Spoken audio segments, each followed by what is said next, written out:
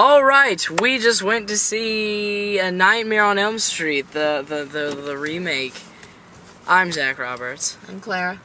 And here we go. Nightmare on Elm Street was like originally in the, 80s? Right? Yes, I think and so. It was Wes Craven that did it. And now Michael Bay, or whoever the director was, decided to go back and remake it.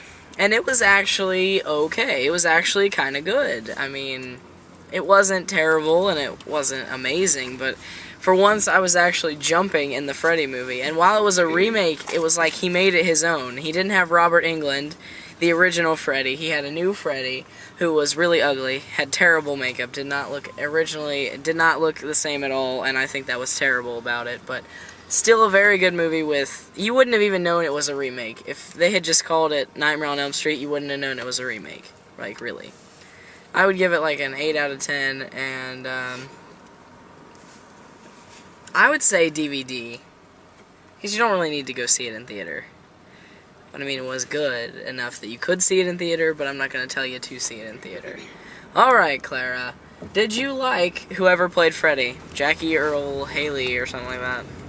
Yeah, he was okay. I mean, Freddy was uglier than the ones that was in Wes Craven, but he was alright. Okay.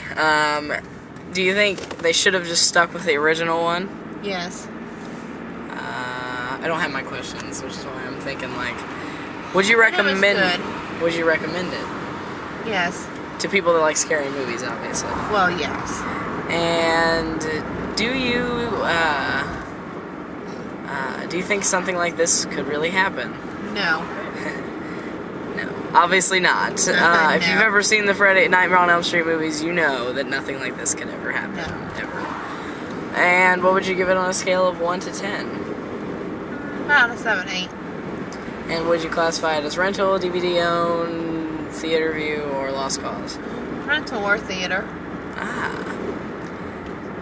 So pretty much, the new Nightmare on Elm Street gets a 7.5 out of 10. And, what did you say? DVD and rental. And theater. So, yeah, I would definitely recommend it. You should definitely check it out if you are either a fan of the Nightmare on Elm Street movies, or if you're a fan of scary movies, or I would just say go see it, because it was very good. And for someone who goes to see lots of scary movies, I was actually jumping a lot during this movie at some of the unexpected points. And normally that is not what I'm doing at scary movies. So it was a nice, refreshing movie, and I liked it. It revamps the series, and I hope they make more. But don't take a hint from the Rob Zombie book. Rob Zombie did terrible at Halloween 2. So, stick with what you know and do it again.